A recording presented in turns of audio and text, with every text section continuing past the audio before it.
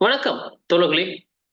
பாலஸ்தீன் மீதான இனப்படுகொலை போர் துவங்கி இன்றோடு 294 நாட்களாகிறது. இந்நிலையில் சர்வதேச அளவிலான நகர்வுகளில் மிக முக்கியமாக கவனிக்கக்கூடிய பல நிகழ்வுகள் நடந்துள்ளது. முதலாவதாக இஸ்ரேல் பிரதமர் நெத்தன்யாகு அமெரிக்க காங்கிரஸில் பேசியது. அதன் பிறகு மறுபுறம் ஹெஸ்புல்லா தரப்பிலிருந்து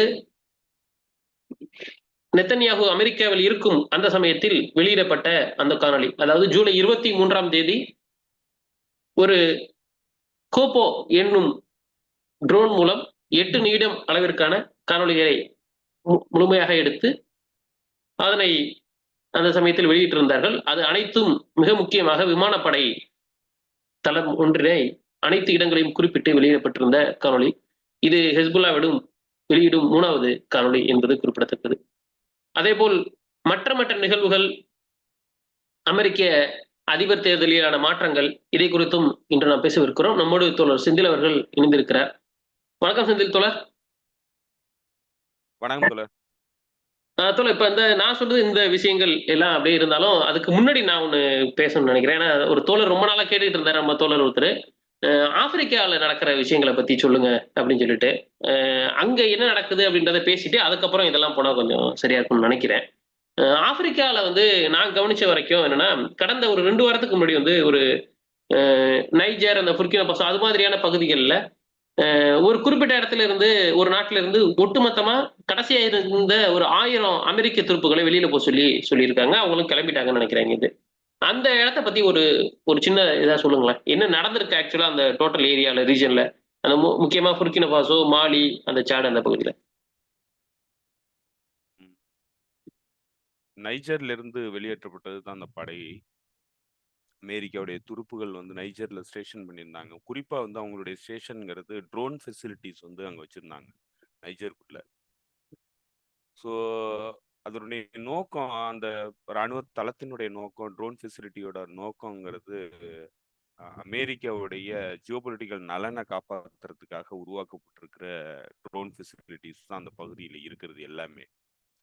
ஏற்கனவே சொமாலியால இருந்த ட்ரோன் பேஸுங்கிறது சொமாலியாவுடைய ஒட்டுமொத்த வீழ்ச்சிக்கு அடிப்படையா இருந்தது அமெரிக்காவுடைய பேசஸ் தான். அங்கிருந்து தான் சொமாலிய மக்களுக்கு எதிரான தாக்குதல்ங்கிறது, தீவிரவாத எதிர்ப்பு தாக்குதல்ங்கிற பின்னணியில நடைபெற்றுச்சு. அதனால அந்த சொமாலி பகுதியே மிகப்பெரிய அளவுக்கு பாதிப்புக்குள்ளாச்சு.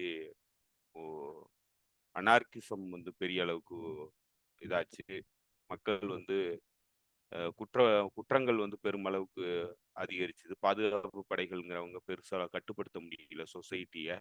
ஸோ அதனால குற்றங்கள் அதிகமாக ஆரம்பிச்சது. பெரிய அளவுக்கு திருட்டு, கொலை, கொள்ளை போன்ற பல்வேறு அசம்பாவிதங்கள் நடைபெறதுக்கு அடிப்படையா இருந்தது அமெரிக்காவுடைய மிலிட்ரி இன்டர்வென்ஷன் தான். அந்த பகுதியில அது வச்சிருந்த ஹோல்ட அது எக்ஸசைஸ் பண்றதுக்காக ஒரு ஒரு ஒரு அன்ஸ்டேபிள் கண்டிஷனை உருவாக்கிருச்சு. அதனால ஏற்பட்ட விளைவுகளுடைய நீட்சி தான் அங்க ஒரு எந்த ஒரு பாதுகாப்பு சூழலும் இல்லாம போன ஒரு நிகழ்வு. சொமாலி ஃபுல்லா அந்த மாதிரியான சிக்கல் உருவானுச்சு. ஸோ கிட்டத்தட்ட இந்த பகுதி முழுக்க, ஆப்பிரிக்கன் கான்டினென்ட் முழுக்க அதனுடைய இந்த ட்ரோன் ஃபெசிலிட்டிஸ், மிலிட்ரி ஃபெசிலிட்டிஸ், இதனுடைய அடிப்படையே அதனுடைய டாமினன்ஸை காப்பாத்திக்கிறது, மிலிட்ரி டாமினன்ஸை. அதே நேரத்துல அந்த பகுதியினுடைய ரிசோர்சஸை கொள்ளையடிக்கிறதுக்காக பயன்படுத்துறது தான். ஸோ அதை தவிர வேற எந்த ஆப்பிரிக்கன் கான்டினென்டினுடைய இன்ட்ரெஸ்ட்ல எந்த நடவடிக்கையும் அமெரிக்கா அங்க பண்றது கிடையாது. முழுக்க முழுக்க தங்களுடைய நலன் சார்ந்து அங்க வச்சிருக்கிறாங்க. அப்படியான ஒரு தளம் தான் இதுல இருந்தது, நைஜர்ல இருந்த தளம். அந்த தளத்தை வெளியேற்றிட்டாங்க. ஸோ இந்த சமகாலத்துல இப்ப நமக்கு ஏற்கனவே தெரியும், நைஜர்ல ஒரு ராணுவ கிளர்ச்சியின் மூலமா ஆட்சி கைப்பற்றப்பட்டு ஒரு மக்களுக்கான அதிபர் உருவாக்கப்பட்டிருக்கிறாரு. அது ராணுவ தரப்பினுடைய தளபதி தான் அந்த ஆட்சியை கட்டுப்படுத்துறாரு. புர்கினா ஃபாசோ, மாலி, நைஜர் 3 நாடுகள்லயும் ராணுவ கிளர்ச்சி கடந்த ஆண்டுகள்ல ஏற்பட்டுச்சு. ஸோ அதனுடைய விளைவு, அந்த தலைவர்கள் அனைவரும் ஒன்றிணைந்து இந்த பகுதியினுடைய மக்களினுடைய நலன் சார்ந்து இந்த ரிசோர்ஸஸையும் வளர்ச்சியையும் மையப்படுத்தி கொண்டு வரணும் அப்படிங்கிற ஒரு நோக்கத்துக்காக இணைந்து செயல்பட வேண்டிய இடத்துக்கு நகர்ந்தாங்க. இணைந்து செயல்பட வேண்டிய அவசியம் ஏன் ஏற்பட்டுச்சுன்னா, ஈகோவாஸ் அப்படிங்கிற ஒரு அமைப்பு, அதாவது ஈஸ்டர்ன் ஆப்பிரிக்கன் கண்ட்ரீஸ் உடைய ஒரு எக்கனாமிக் யூனியன். ஸோ அந்த அமைப்புங்கிறது அமெரிக்காவுடைய கட்டுப்பாட்டில் இருக்கக்கூடிய ஒரு அமைப்பு. அதனுடைய முக்கிய பொறுப்புல இருக்கிறது நைஜீரியா. ஸோ நைஜீரியா தான் வந்து அதை பெருமளவுக்கு வந்து கட்டுப்படுத்துது. தோழர் அந்த அது அமைப்பின் மூலமா தோழர் அந்த இது நான் சொல்லிடுறேன். இகோவாஸ் வந்து economic for west African organisation, அதான் இகோவாஸ் நினைக்கிறேன். கரெக்டா? West African WA. அதுதான் அதான் அதான் சொல்லுங்க சொல்லுங்க. ஆமா. ஸோ அந்த மாதிரியான ஒரு ஒரு அமைப்பு முறையை உருவாக்கி அமெரிக்காவுடைய நலன் சார்ந்து இயங்குறதுக்காக அவங்க வந்து உருவாக்கப்பட்ட அமைப்பு அது. அது அதுல பிரதானமான பவரா வந்து இந்த பகுதியினுடைய பவரா இருக்கிறது நைஜீரியா. ஸோ நைஜீரியா தலைமையில தான் வந்து அந்த அமைப்பு வந்து இயங்குது. ஸோ இந்த புர்கினஃபாசோல ஒரு மிலிட்டரி கூ ஏற்பட்டதுக்கு அப்புறம் அதே இதை ஃபாலோ பண்ணி நைஜர்ல வந்து கூ நடவடிக்கை மேற்கொள்ளப்பட்டதுக்கு அப்புறம் அவங்க என்ன பண்ணாங்க, நைஜரை வந்து விட்டு கொடுக்கறதுக்கு தயார் இல்லாம ஈகோவாஸ் வந்து பெரிய அளவுக்கு சிக்கல் பண்ண ஆரம்பிச்சாங்க. 2வது மிலிட்டரி இன்டர்வென்ஷன் பண்றதுக்கான முயற்சியிலையும் ஈடுபட்டாங்க, மிரட்டல் விட்டாங்க நைஜருக்கு. அந்த இடத்துல தான் நைஜருக்கு உதவியா புர்கினஃபாசோவும் மாலியும் இணைந்து ஒருவேளை ஈகோவாஸ் நைஜருக்கு எதிரான ராணுவ நடவடிக்கைக்கு போச்சுன்னா அது எங்களுக்கு எதிரான நடவடிக்கை அப்படிங்கிற இடத்த நோக்கி நகர்ந்தாங்க. அது வந்து அந்த இன்டர்வென்ஷனை வந்து ஸ்டாப் பண்ணுச்சு. ஸோ அதனால ஈகோவாஸ் வந்து ஸ்டாப் பண்ண வேண்டிய நிலைக்கு தள்ளப்பட்டுச்சு. ஸோ இந்த இந்த அச்சுறுத்தல் வந்து ஒரு பக்கம் இருந்துகிட்டே இருந்துச்சு. ஏன்னா இந்த அமெரிக்காவுக்கு கிளைன் ஸ்டேட்ஸா இருக்கிற இல்ல ப்ராக்சி ஸ்டேட்ஸா இருக்கிற ஆப்பிரிக்கன் கான்டினென்டனுடைய நாடுகள் அமெரிக்காவுடைய நலனுக்காக தங்களுடைய அருகில் இருக்கக்கூடிய ஆப்பிரிக்கன் கான்டினென்டனுடைய கண்ட்ரிஸ ஒடுக்கிறதுக்கான முயற்சியில ஈடுபட்டாங்க. ஸோ அந்த இடத்துல தான் இதற்கான ஒரு ராணுவ பலமான ஒரு அணி தேவைப்படுது. இந்த சாகல் ரீஜியனுடைய பொருளாதாரத்தை கட்டுப்படுத்துறதுக்கும், அந்த மக்களுடைய நலனுக்கும், அதனுடைய ஆ ஆ ரிசோர்ஸஸ கட்டுப்படுத்தி அந்த மக்களுக்காக பயன்படுத்துறதுக்கும், ஒரு வலுவான ராணுவ கூட்டமைப்பு அவசியம். அதே நேரத்துல எக்கனாமிக் கூட்டமைப்புங்கிறது அவசியம். அப்படிங்கிற இடத்துல இந்த நாடுகளுக்கான ஒரு கூட்டமைவு உருவாகணும் அப்படிங்கிற இடத்த நோக்கி அவங்க திங்க் பண்றதுக்கு அடிப்படையா காரணமா இருந்ததுங்கிறது இந்த ஈகோஸினுடைய செயல்பாடுகள். இப்போ ஈகோஸ்ல ஏற்கனவே நைஜர் இருந்த நாடு. ஸோ அதுல இருந்து தான் வெளியேறிட்டாங்க. புர்கினஃபாசோ, நைஜர் எல்லாமே இருந்தாங்க. அதுல இருந்து வெளியேறிட்டாங்க இந்த ராணுவ தலைவர்கள் ஆட்சியை கைப்பற்றினதுக்கு அப்புறம். ஸோ இந்த மிரட்டல் வந்ததுக்கு அப்புறம் அவங்க என்ன பண்ணாங்கன்னா, அவங்களுக்கான ஒரு கூட்டமைப்பை உருவாக்க வேண்டிய நிலைக்கு தள்ளப்பட்டாங்க. அதை நோக்கிய செயல்பாடுகள் வந்து தொடர்ந்து பண்ண ஆரம்பிச்சாங்க. பண்ண ஆரம்பிச்சதுக்கு அப்புறம் வந்து இன்னைக்கு கான்ஃபெடரேஷன்க்குள்ள போயிருக்கிறாங்க. நம்ம இத பத்தி ஏற்கனவே பேசியிருக்கோம்னு நினைக்கிறேன். புர்கினஃபாசோ, மாலிய பத்தி பேசும்போது, அது கான்ஃபெடரேஷன்க்குள்ள அவங்க போறாங்க அப்படிங்கிறத பத்தி பேசியிருந்தோம். அது அஃபிஷியலா அவங்க அந்த அனௌன்ஸ் பண்ணிட்டாங்க. ச அலைன்ஸ் ஃபார் சாகல் ஸ்டேட்ஸ் அப்படிங்கிற ஒரு பேர்ல ஒரு அமைப்பு முறையை உருவாக்கி ஒரு கான்ஃபெடரேஷனுக்குள்ள போறாங்க. அதுல ராணுவ ஒ அலைன்ஸ் அது. அது வந்து ராணுவ அலைன்ஸ். அதே நேரத்துல பொருளாதார ரீதியான மானிட்டரி பாலிசி மேனேஜ் பண்றதுக்கும் அந்த அலைன்ஸ் வந்து பயன்படும் அப்படிங்கிற அளவுக்கு அத விரிவுபடுத்துறாங்க. ஸோ இது எல்லாமே வந்து அதுல இருக்கு. விவசாயம் முக்கியத்துவம் பெறுது அதுல. ஸோ ரிசோர்ஸ் எக்ஸ்ட்ராக்ஷன்ல வந்து எந்த அளவுக்கு அத அ எஃபெக்டிவா பயன்படுத்த முடியும் அப்படிங்கிற இடத்த நோக்கி அவங்க சிந்திக்க ஆரம்பிக்கிறாங்க. சர்வதேச உறவுகள்ல இந்த நாடுகளுக்கான ஹோல்ட வந்து எடுக்கிறதுக்கு இந்த கான்ஃபெடரேஷன் செட்டப்ங்கிறது பயன்படும் அப்படிங்கிற இடத்த நோக்கி அவங்க நகர ஆரம்பிக்கிறாங்க. இதுகளுக்கு இந்த இந்த அமைப்பு, இந்த நாடு, இந்த அமைப்புகள் இது எல்லாத்துக்குமே வந்து பெருமளவுக்கு இன்னைக்கு உதவி பண்ணிட்டு இருக்கிறது ரஷ்யா. ரஷ்யா நேரடியா உதவி பண்ணுது.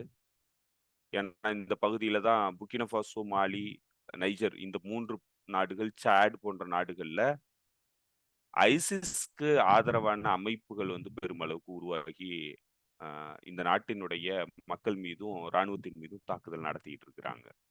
ஸோ அந்த அமைப்புகளை கட்டுப்படுத்துறதுக்கான ஒரு இராணுவ கூட்டமைப்பும் தேவைப்படுது. ஸோ இதெல்லாம் வந்து ஏற்கனவே இந்த காரணத்தை மையமா வச்சு தான் அமெரிக்காவுடைய இராணுவ தளங்கள் இங்க உருவாக்கப்பட்டுச்சு. பிரெஞ்சு படைப்பிரிவுகள் இங்க வந்தாங்க. ஜெர்மன் படைப்பிரிவுகள் இங்க வந்தாங்க.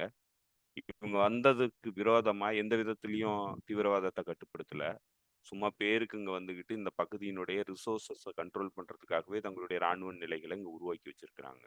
ஸோ இது எந்த அளவுக்கு எஃபெக்டிவா இல்லைங்கிறது முடிவானதுக்கு அப்புறம் இவங்களுக்கான பாதுகாப்பு, இவங்களுடைய அந்த டெரர் த்ரெட் இது எதிரா வந்து செயல்பட வேண்டிய இடத்துல இவங்க எல்லாருமே ஒன்று சேர்ந்து இயங்கணும் அப்படிங்கிற இடத்த நோக்கி நகர்ந்திருக்காங்க. அது வந்து கான்ஃபெடரேஷன் செட்டப்பா வந்து இன்னைக்கு உருவாயிருக்கு. சாகல் ஸ்டேட்ஸோடைய கான்ஃபெடரேஷன் செட்டப்பா. இதுல இன்னும் பல நாடுகள், சாட் போன்ற நாடுகள்லாம் வந்து டெமோக்ராட்டிக் மாற்றங்கள் நிகழ்ந்திருக்கு. நேஷனலிஸ்ட் கவர்மெண்ட்ஸ் வந்து உருவாயிருக்கு. அவங்களும் இதுக்குள்ள வர்றதுக்கான வாய்ப்பு இருக்கிறதா கருதப்படுது. அதே போல செனகல் போன்ற நாடுகள்ல டெமோக்ராட்டிக் எலெக்ஷன்ஸ் நடந்து ஒரு இளம் தலைவர் வந்து அந்த நாட்டினுடைய பிரதமரா பதவி ஏற்றிருக்கிறாரு. ஸோ இந்த மாற்றங்கள் எல்லாமே அந்த பகுதியில நடக்குது. இது எல்லாமே இன்ஸ்பயர் ஆகுறாங்க. இந்த 3 நாடுகளுடைய செயல்பாடுகள்ங்கிறது அமெரிக்க மேற்குலக நாடுகளை எதிர்த்து நம்மளுடைய நாட்டினுடைய நலன் சார்ந்து நம்மளால இயங்க முடியும். இங்க இருக்கிற அரசாங்கங்களை தூக்கி எறிஞ்சிட்டு அமெரிக்கா நியோ காலனிசத்துக்குள்ள இல்லாம வெளியேற முடியும் அப்படிங்கிற இடத்தை நோக்கி இன்னைக்கு இங்க இருக்கிற நாடுகள் வந்து நகர ஆரம்பிச்சிருக்காங்க. அதனுடைய வெளிப்பாடு அதை வந்து அவங்க ப்ரொடெக்ட் பண்ணிக்க வேண்டிய இடத்துல கான்ஃபெடரேஷனுக்குள்ள போறாங்க. அதுல மிலிட்டரி அலைன்ஸும் இருக்கு. மிலிட்டரி ரீதியான உடன்பாடுகளும் அதுக்குள்ள இருக்க வச்சிருக்காங்க. ஸோ இதுதான் வந்து இந்த பகுதி முழுக்க இப்ப நடந்திருக்கு. பிரெஞ்சு காலனியங்கிறது அதாவது நியோ காலனிய நடைமுறைங்கிறது இன்னைக்கு மிகப்பெரிய அளவுக்கு கேள்விக்குள்ளாயிடுச்சு. ஏன்னா புர்கினா ஃப்ராங்க் தான் வந்து பயன்படுத்தப்பட்டுச்சு. ஆப்பிரிக்கன் கான்டினென்ட்டுக்காக ஃப்ராங்க் வந்து உருவாக்கி பிரெஞ்சோட ஃப்ராங்க் தான் வந்து அங்க பணமா வந்து புழக்கத்துல இருந்தது. அதன் மூலமா தான் ட்ரேட் செட்டில்மெண்ட்ஸ் வந்து பண்ணிட்டு இருந்தாங்க. ஸோ அதெல்லாம் வந்து பெரிய அளவுக்கு பிரான்சினுடைய கருவூலத்துல வந்து இவங்களுடைய பணத்தை வச்சுக்கிட்டு அதன் மூலமா வந்து அவங்க வந்து லாபம் சம்பாதிக்கிறது.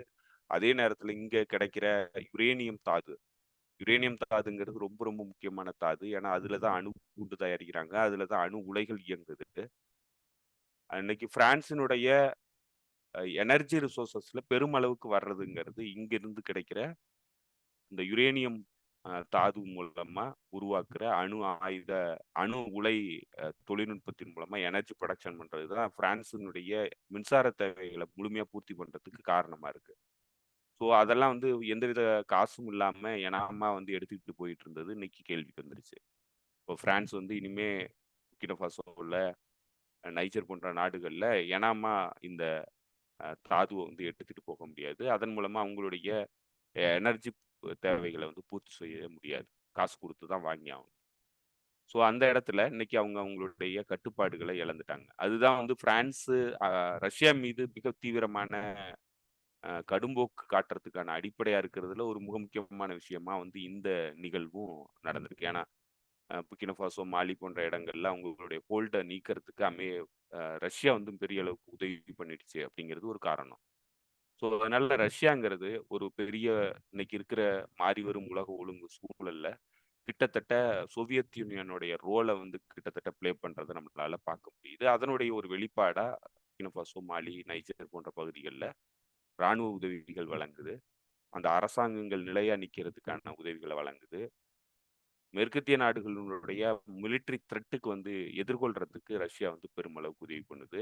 தீவிரவாத தாக்குதல்ல இருந்து காப்பாத்துறதுக்கு, தீவிரவாத அமைப்புகளை அழிக்கிறதுக்கான போர்ல ரஷ்யாவுடைய மெர்சனரிஸை வந்து பயன்படுத்துறதுக்கு அனுமதிக்குது. ரஷ்யாவுடைய படைகள் வந்து இப்போ 300 பேர் முதற்கட்டமா இதுல புர்கினா வந்து ஸ்டேஷன் பண்ணியிருக்கிறாங்க. ஸோ இதெல்லாம் வந்து ரஷ்யாவுடைய இன்வால்மெண்ட் ஆன்டி கொலோனியல் ப்ராஜெக்டுக்குள்ள ரஷ்யா வந்து எந்த அளவுக்கு ஒரு ஒரு சோசியலிச கண்ட்ரியோடைய நிலைப்பாட்டுல இன்னைக்கு இயங்குது, ஒரு ரெவல்யூஷனரி கவர்மெண்டா இருக்குங்கிறதுக்கு ஒரு சரியான எக்ஸாம்பிள்னா இந்த பகுதியினுடைய ரஷ்யாவுடைய பாலிசி வெளியுறவுத்துறை கொள்கைங்கிறது இந்த பகுதியில ரஷ்யா வந்து கிட்டத்தட்ட தன்னுடைய அந்த சோவியத் யூனியனோட ரோலை வந்து இன்னைக்கு ரெவல்யூஷனரியா ஃபாலோ பண்ணுது அப்படிங்கிறத நம்மளால தெளிவா பார்க்க முடியுது. அவங்களுடைய டாக்டரின் பெருமளவுக்கு வந்து இன்னைக்கு கிட்டத்தட்ட சோவியத் யூனியனோட டாக்டரின் வந்து அவங்க எல்லா இதுலயும் பயன்படுத்துறாங்க. வெளியுறவுத்துறை கொள்கையில எல்லாத்துலயும். ஏன்னா அவங்க உருவாக்குற அலைன்ஸ், அவங்க உருவாக்குற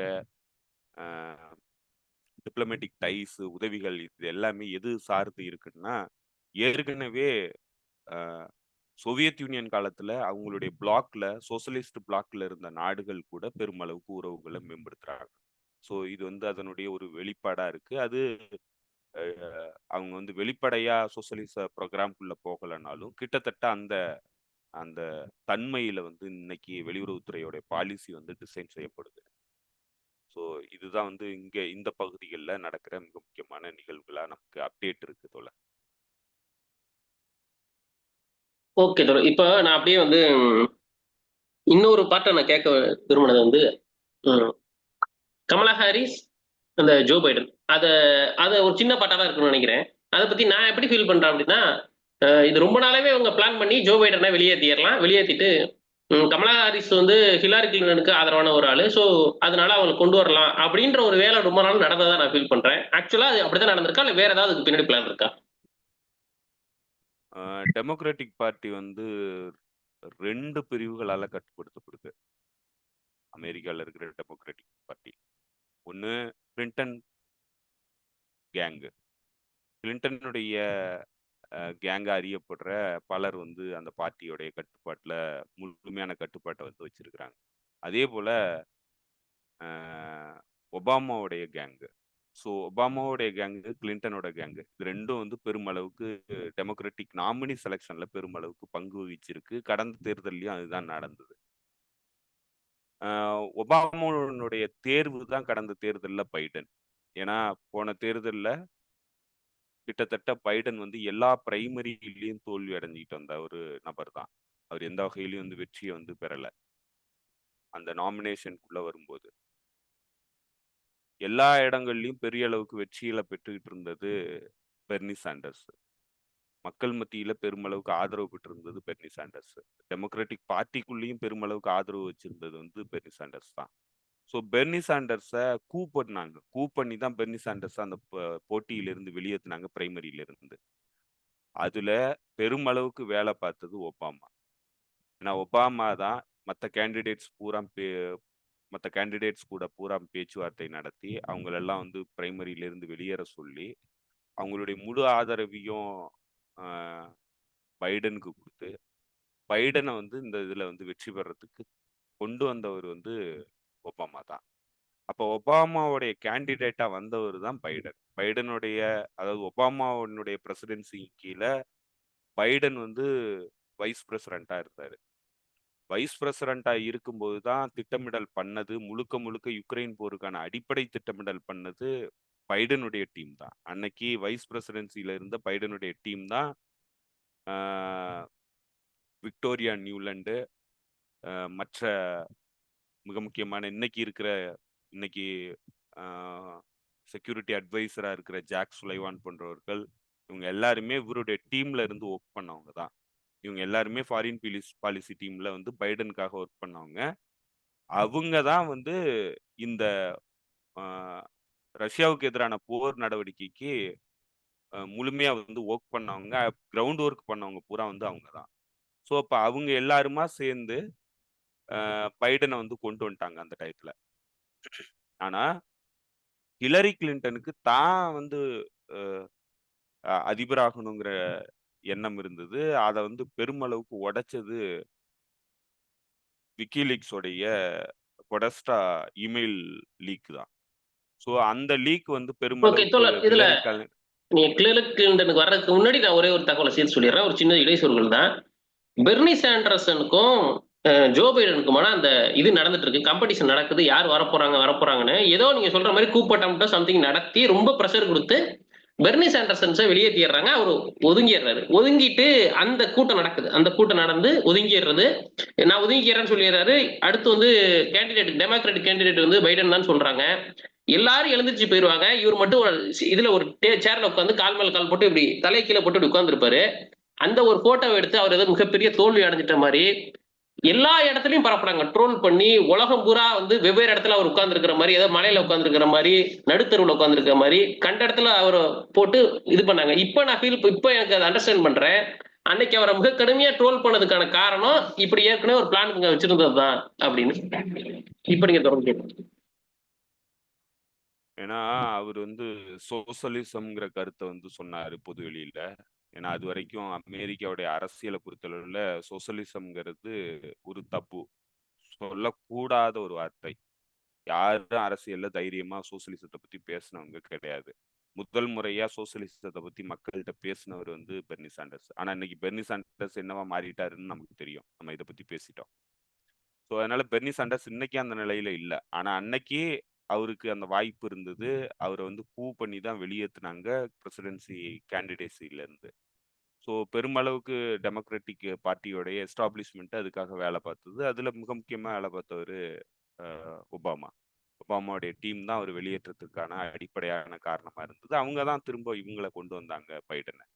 இப்போ இதனால இந்த இந்த இந்த பார்ட்டிய டெமோக்ராட்டிக் பார்ட்டி எஸ்டாப்ளிஷ்மெண்ட்ங்கிறது 2 கேங்கோட கட்டுப்பாட்டுல இயங்குது. இந்த 2 கேங்கும் ரைவல் கேங்கா வந்து டெமோக்ராட்டிக்கோட பார்ட்டிக்குள்ள வந்து இயங்கிட்டு இருக்கு. இப்ப நம்ம ஊர்ல எப்படி காங்கிரஸ் பார்ட்டியில கோஷ்டி மோதல் இருக்கோ, எப்படி பாஜகவுல கோஷ்டி மோதல் பார்ப்பனர்களுக்கும் நான் பார்ப்பனர்களுக்குமான கோஷ்டி மோதல் வந்து பெருமளவுக்கு இருக்கோ, அதே மாதிரி இந்த டெமோக்ராட்டிக் பார்ட்டிக்குள்ளேயும் வந்து பெரிய கோஷ்டி மோதல் இருக்கு. இப்ப அந்த கோஷ்டி மோதலினுடைய வெளிப்பாடு தான் கமலா ஹாரிஸோடைய தேர்வு. கமலா ஹாரிஸ் யாருக்கு ஆதரவானவர் அப்படின்னு பாத்தீங்கன்னாக்க கிளின்டனுடைய ஆதரவாளர்.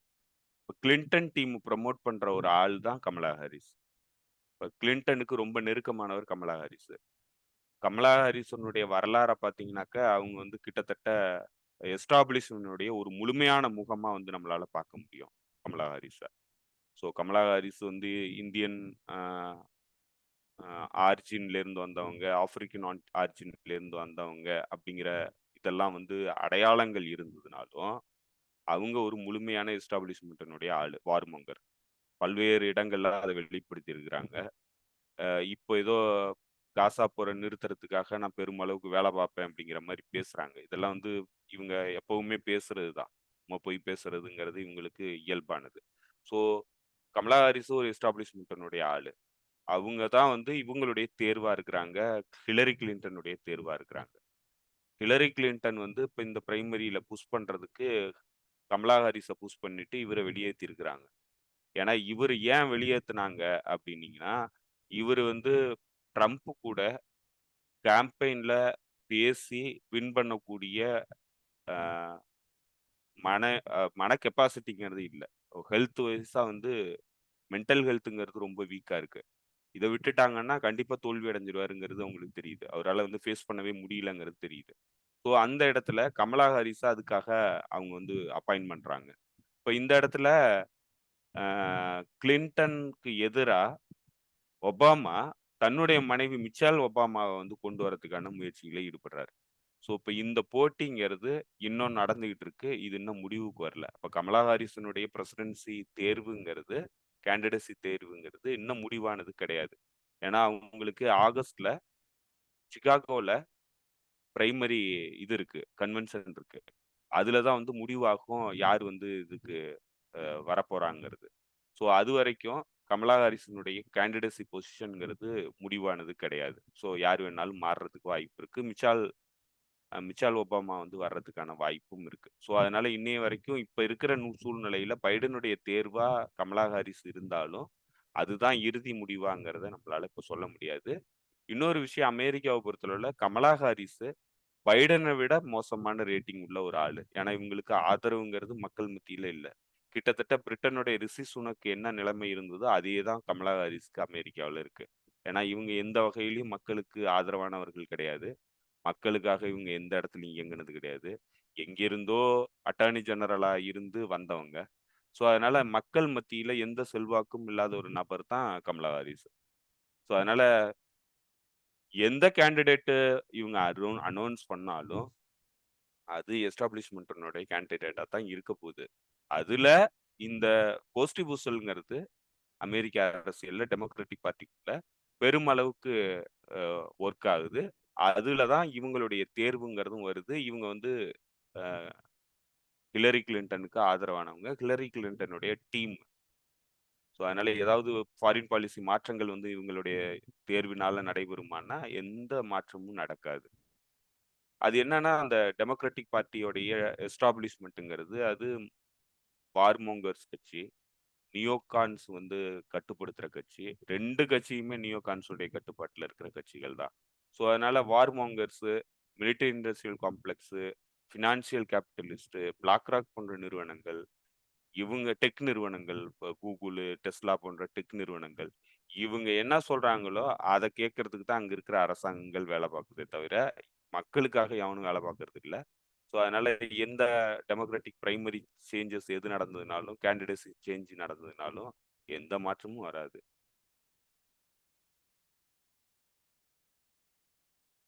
ஓகே ஓகே ஓகே புரிஞ்சிருச்சு. அது அதான் இதுல காங்கிரஸ் நின்னுகிட்டு சொல்றாப்புலையே இவரு நெத்தன்யாகு 20 வருஷம் 30 வருஷம் ஆனாலும் சரி, எத்தனை வருஷம் ஆனாலும் சரி, நான் எனக்கு தெரிஞ்சு 20 30 பேர் மாறிட்டாங்க. ஆனாலும் வந்து அமெரிக்கா வந்து எப்பவுமே இஸ்ரேல் கூட தான் இருக்கும் அப்படின்னு. அப்ப அதனுடைய அர்த்தம் என்னன்னா, அதோட டீப் ஸ்டேட்டை நாங்க தான் கண்ட்ரோல் பண்றோம். நீ யார் வேணாலும் வந்துட்டு போ அப்படின்றதான் அர்த்தம். இப்போ இதுல அத அப்படியே ஆ, நீங்க நீங்க அத பிளன்ட்டா வந்து பெருமளவுக்கு அந்த பிரச்சாரம் தான் நடக்குது. டீப் ஆ, ஸ்டேட்ட நாங்க கண்ட்ரோல் பண்றோங்கிறது கிடையாது. ஓகே. இதுல அ ஒரு விஷயம் இந்த இந்த இந்த இந்த டிபேட்டுங்கிறது ஆ. தொடர்ந்து இடம்பெற ஒரு டிபேட். ஆமா, ஏதாவது ஆ இஸ்ரேல் தான் அமெரிக்காவை கண்ட்ரோல் பண்ணுது அப்படின்றது. இஸ்ரேல் அமெரிக்காவ கட்டுப்படுத்துதா? இல்ல அமெரிக்கா இஸ்ரேல கட்டுப்படுத்துதா? அப்படிங்கிற ம், அந்த டிபேட்டுங்கிறது தொடர்ந்து நடக்கிற டிபேட். இப்ப ம், இத வந்து நீங்க புரிஞ்சுக்கணும்னா, அமெரிக்காவுடைய இன்ட்ரெஸ்ட்க்கு எதிரா வந்து இஸ்ரேலால செயல்பட முடியுமா? அப்படிங்கிற ஒரு கேள்வி. அமெரிக்காவுடைய இன்ட்ரெஸ்ட்ன்னா, ம், அமெரிக்காவினுடைய ஸ்ட்ராட்டஜிக் ஜியோபொலிட்டிக்கல் இன்ட்ரெஸ்ட். ம். ஜியோபொலிட்டிக்கல் இன்ட்ரெஸ்ட்ல சில விட்டுக்குடுப்புகள அமெரிக்கா பண்ணுமே தவிர, தன்னுடைய ஒட்டுமொத்தமான விட்டுக்குடுப்புகள அமெரிக்கா எந்த சூழ்நிலையிலயும் பண்ணாது.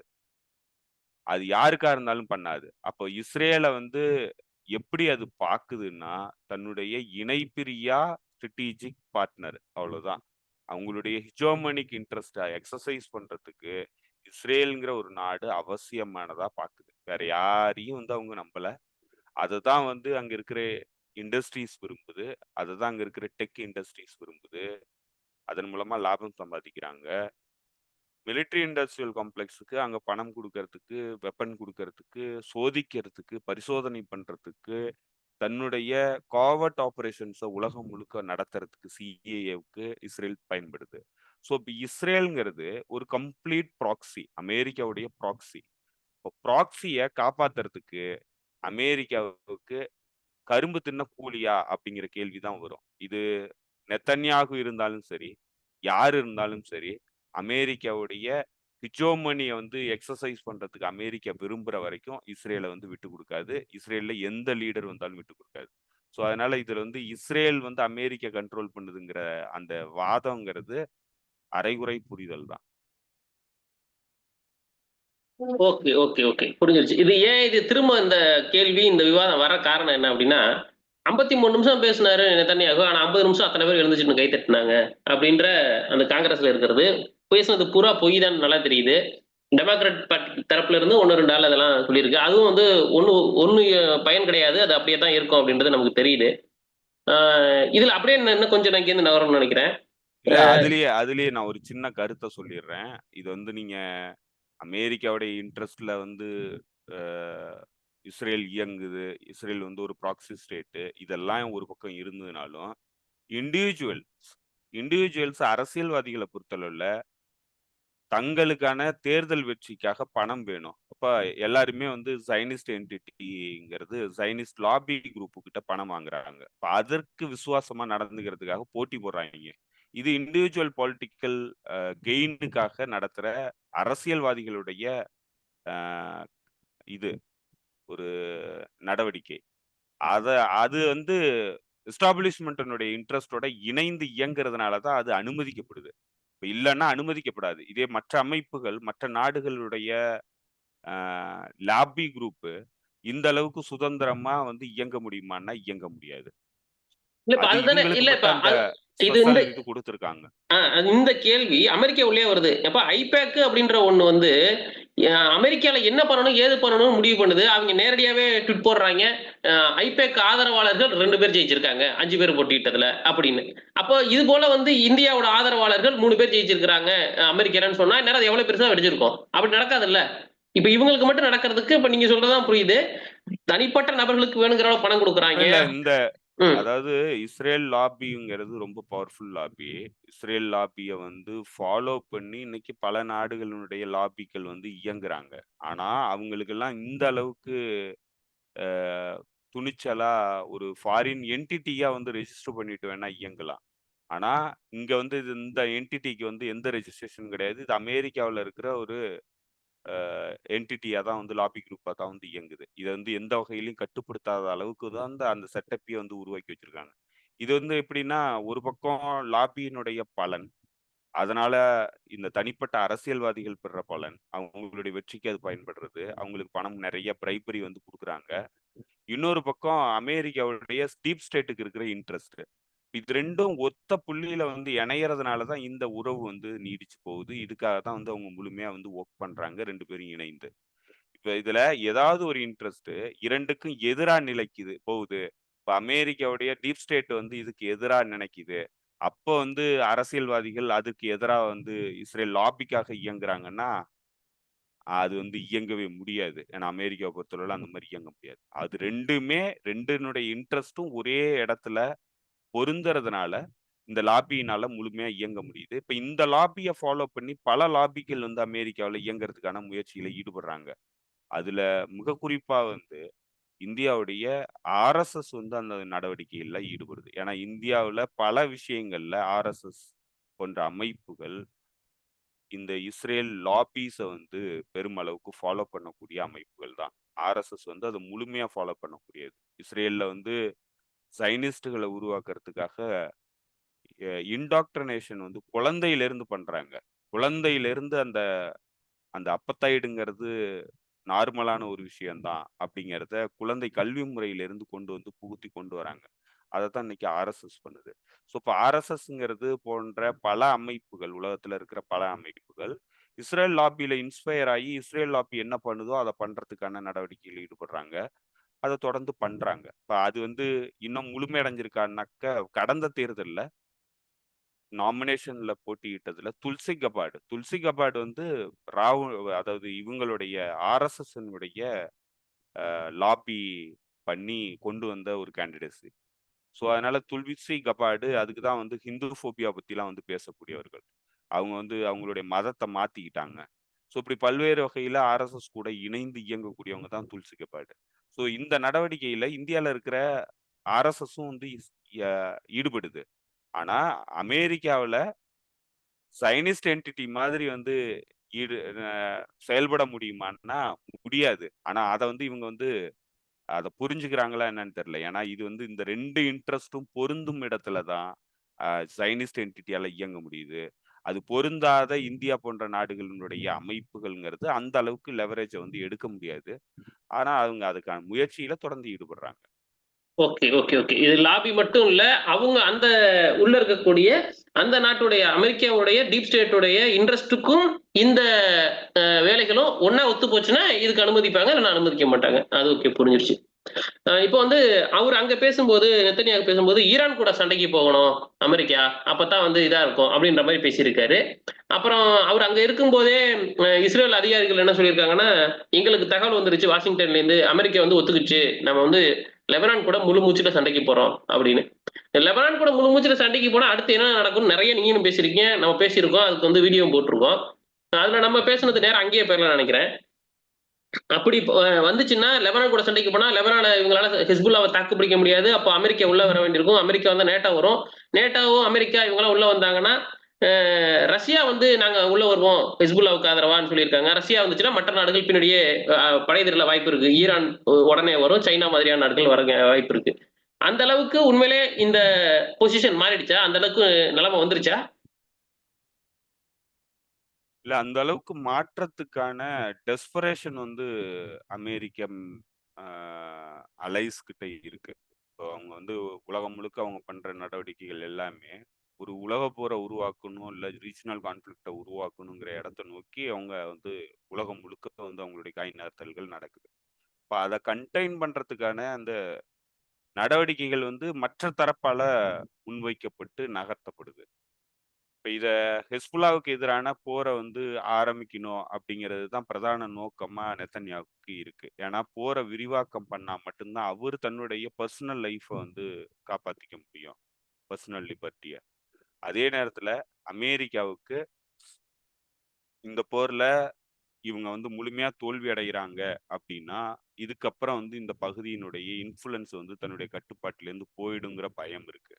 ஸோ அதனால அந்த அந்த திரும்ப மீள் கட்டுமானங்கிறது உருவாக்கி ஆகணும். தன்னுடைய கட்டுப்பாட்டுல கொண்டு வரணும்னா, இந்த போர் இப்படியே போயிட்டதுன்னா, அது எந்த வகையிலயும் அமெரிக்காவால இந்த பகுதியில மீண்டும் தன்னுடைய கட்டுப்பாட்ட கொண்டு வர்றதுங்கிறது மிகப்பெரிய சிரமத்துக்குரியது. தன்னுடைய அலைஸ் வந்து எல்லாருமே வெளியேற ஆரம்பிச்சுருவாங்க இவங்களுடைய ஃபோல்டுல இருந்து.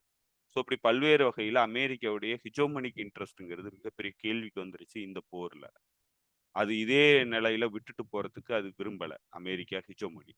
ஸோ அதனால அத சக்சஸ் பண்றதுக்கான வாய்ப்ப தான் வந்து பார்க்குறாங்க. ஆனா சக்சஸ் பண்றதுக்கான வாய்ப்புங்கிறது பெருமளவுக்கு சிக்கலா இருக்கு. அந்த இடத்துல இவங்களுடைய பவர்ங்கிறது ஹெஸ்புல்லாவுடைய பவர்ங்கிறது ரொம்ப அதிகமா இருக்கு. அதனால இவங்களால எதிர்கொள்றதுங்கிறது மிகப்பெரிய கஷ்டம். ஏன்னா ஹூத்தி யமன் அன்சாருல்லா அமைப்புக்கு எதிரான போர்ல அவங்களால வெற்றி அடைய முடியல. முழுமையான தோல்வி அடைஞ்சிருக்காங்க. இப்ப இதே மாதிரி ஹெஸ்புல்லா வந்து இன்னைக்கு தன்னுடைய கெப்பாசிட்டி என்னங்கிறத அந்த ஹோப்பி ட்ரோன் மூலமா வந்து அது வெளிப்படுத்தியிருக்கு. கிட்டத்தட்ட அவங்களுடைய புது ஏர்கிராஃப்ட் பேஸ் டேவிட் பேஸ்ங்கிற இடத்த வந்து முழுமையா ஆஹ், ஆஹ், படம் பிடிச்சு அதுல என்னென்ன இருக்கு என்னங்கிற எல்லாத்தையும் வந்து வெளியிட்டிருக்கு. இதனுடைய அர்த்தம் என்னன்னாக்கா டிட்டரன்ஸ்க்காக பண்ற நடவடிக்கை தான். உங்களை பத்தி எனக்கு எல்லாமே தெரியும். உங்களுடைய எல்லா டார்கெட்டும் எங்கள்கிட்ட கையில இருக்கு, டேட்டா இருக்கு. அதனால எனக்கு எதிராக போருக்கு வந்தீங்கன்னா மிகப்பெரிய வீழ்ச்சி அடைவீங்க அப்படிங்கிறத ஹெஸ்புல்லா சொல்லுது. இப்ப இது எதுக்கு சொல்லுதுன்னா, இவங்க வந்து போர் பண்றதுக்கு தயாரா இருக்காங்க. அதுக்கான சூழ்நிலைக்கு காத்துக்கிட்டு இருக்காங்கங்கிறது அவங்களுக்கு தெரியுது. ஸோ அத தடுக்கிறதுக்கான நடவடிக்கையா தான் வந்து இந்த இந்த ட்ரோன் இத வந்து வெளியிடுறாங்க. ட்ரோன் ஃபுட்டேஜ. அதே நேரத்துல இதே சமகாலத்துல அ யமன் அன்சாருல்லா அமைப்பினுடைய அந்த ட்ரோன் தாக்குதல். அந்த ட்ரோன் வந்து புது வகையான ட்ரோன வந்து அவங்க பயன்படுத்தியிருக்காங்க. எஃபான்னு பேர் வச்சிருக்காங்க. எஃபாங்கிறது டெல் அவிவ குறிக்கிற அரபிக் பேரு. ஸோ அதனால அந்த அந்த ட்ரோன்ங்கிறது தாக்குதல் நடத்தியிருக்கு. அதனுடைய டெக்னாலஜிங்கிறது அது ஒரு ஸ்டெல்த் டெக்னாலஜி வந்து வச்சிருக்கிறாங்க. என்னன்னா ரேடார்ல இருந்து எஸ்கேப் ஆகுற டெக்னாலஜி அந்த ட்ரோனுக்கு இருக்கிறதா சொல்றாங்க. அது கிட்டத்தட்ட 2600 கிலோமீட்டர் பயணம் பண்ணி வந்து தாக்குதல் நடத்தியிருக்கு. ஸோ இவ்வளோ பவர்ஃபுல்லான ஒரு எனிமியா வந்து தாங்க இருக்கோம் அப்படிங்கிறத அவங்க வந்து வெளிப்படுத்தியிருக்கிறாங்க. இப்ப இதெல்லாம் வந்து எப்படி எதிர்கொள்றதுன்னா, அப்ப இவங்க வந்து ரொம்ப ஆக்டிவா தங்களுடைய அயன் டோம் பேட்டரீஸ வந்து டிஃபென்ஸ வந்து அதிகப்படுத்தி இருக்கிறாங்க. எமன் தாக்குதல் நடத்தினதுக்கு அப்புறம். அதனுடைய விளைவு என்னன்னாக்க, பறவைகள் பறந்தா கூட தாக்குற அளவுக்கு அவங்களுடைய ட்ரோன் அதாவது அவங்களுடைய டிஃபென்ஸ்ங்கிறது ஓவர்வெல்ம் ஆயிருக்கு. ஏன்னா, இப்ப இவங்க அனுப்புன ட்ரோன்ங்கிறது எடை குறைவானது, மெட்டல் கிடையாது, ஃபைபர் கிளாஸ்ல ஆன ட்ரோனு. அதே நேரத்துல பல கிலோமீட்டர் தூரம் போய் தாக்கக்கூடிய அளவுக்கு வல்லமை உடையது. இப்ப இந்த மாதிரி ஒரு ஆப்ஜெக்ட்ட வந்து கண்டுபிடிக்கிற அளவுக்கு நீங்க வந்து உங்களுடைய இத வந்து புரோகிராம் பண்ணணும்னா, அது என்ன பண்ணுதுன்னா, கடைசியா பறவைகள் பறந்ததுனாலும் அதுக்கும் சூட் பண்ணுது. ஸோ அந்த மாதிரியான ஒரு சிக்கல்ல இருக்கு. ஸோ இது எல்லாமே மிகப்பெரிய சிக்கல் இருக்கு. அததான் வந்து அவங்க டிட்டரன்ஸ்க்காக வந்து அவங்க வைக்கிறாங்க. ஆனா இஸ்ரேல் வந்து எல்லாத்தையும் தாண்டி போருக்கு போறத தவிர வேற வழி இல்லன்னு நினைக்குது. அதுக்காக தான் இந்த பயணத்த வந்து அவங்க மேற்கொண்டிருக்காங்க. அது நடந்ததுன்னா மிகப்பெரிய போரா தான் போகும். ஓகே, ஓகே, ஓகே தோழர். பார்க்கலாம். அது எப்படின்னு அடுத்து என்ன எங்க மூவ் ஆகுது, என்னதுன்னு பார்க்கலாம். ஏன்னா இந்த தகவல் இந்த சந்தேகம் தான் இருந்துச்சு. ஒருவேளை ரஷ்யாவும் உள்ள வந்துச்சுன்னா, இது வேற எங்கேயாவது போய் சேரும் அப்படின்னு. நம்ம ஏற்கனவே பேசியிருக்கோம். நேட்டோவோட ஃப்ளைட்ட வச்சு தான் ரீஃபியூல் பண்ணியிருக்காங்க அப்படின்னு. ஸோ இப்போ நேட்டோவும் இதுல உள்ள வருமா? அ ஏற்கனவே நம்ம சொன்ன மாரி நம்ம முதல்ல ஒண்ணு சொன்னோம். ஒரு 4 மாசம் அங்கிருந்து நம்ம குடுத்ததுலேருந்து உலகப் போருக்கான அ அபாய அறிகுறிகள் தெரியுது அப்படின்னு சொல்லி. இப்போ அத நோக்கி தான் போறோம்னு நம்மளால தெரிய புரிஞ்சுக்க முடியுது.